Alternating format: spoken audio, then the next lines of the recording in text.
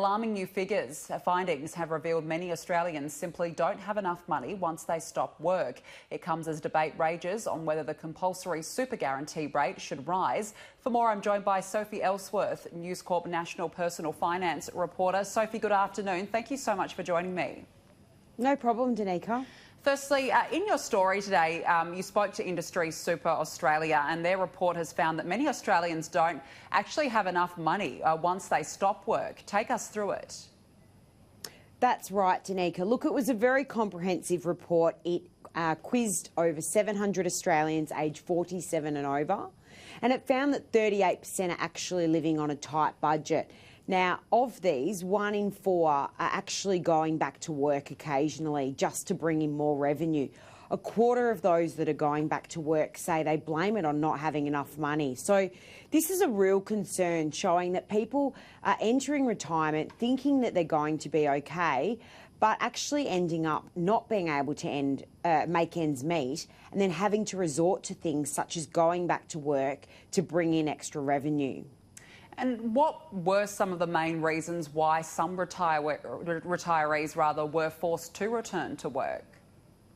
So the main reasons were the fact that they actually didn't have enough money to make ends meet. They reached their retirement age, thought they'd had enough, and it just wasn't enough.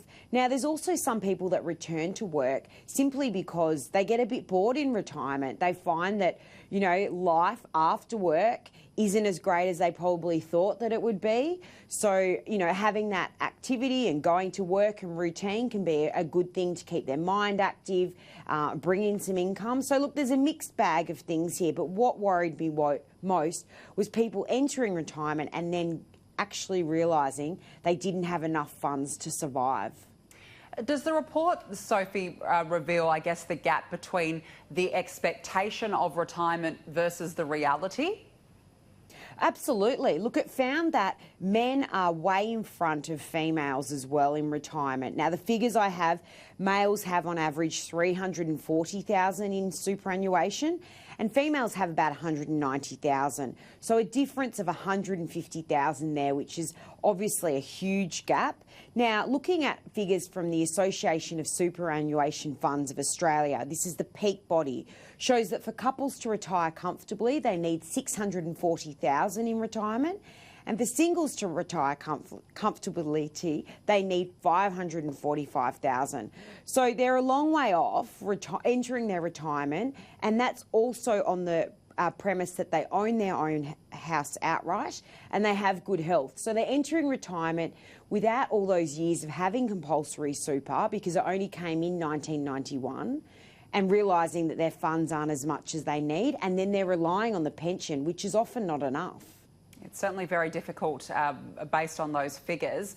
Now, the federal government's retirement income review is due to be handed down in June. What have been some of the recommendations already handed down to the review?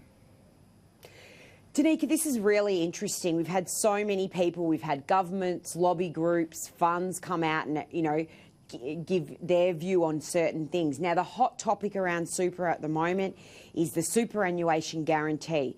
We're now sitting at 9.5% of your salary goes directly into super. This is set to rise to 12% by 2025.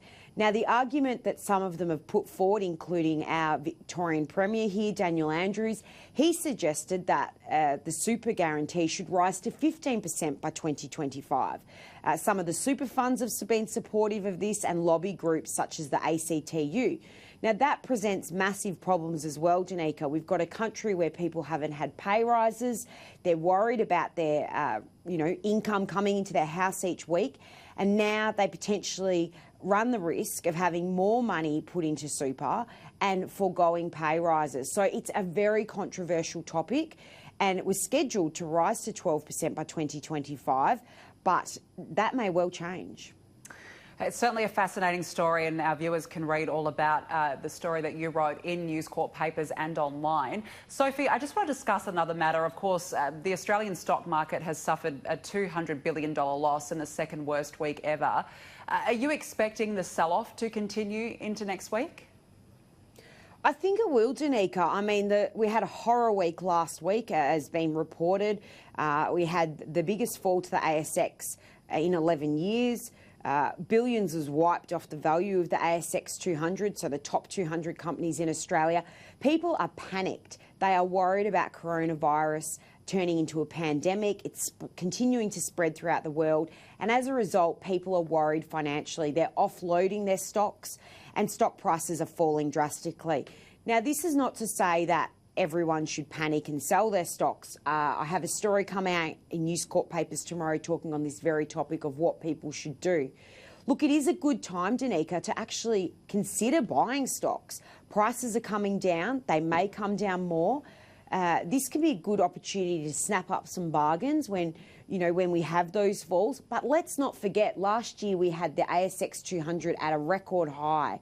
So we've got a very tumultuous share market at the moment, and those times are set to continue at least into this year as coronavirus continues to spread globally. Yeah, it's certainly been very concerning and some good advice there for investors. Sophie Elsworth, thank you so much for joining me this afternoon.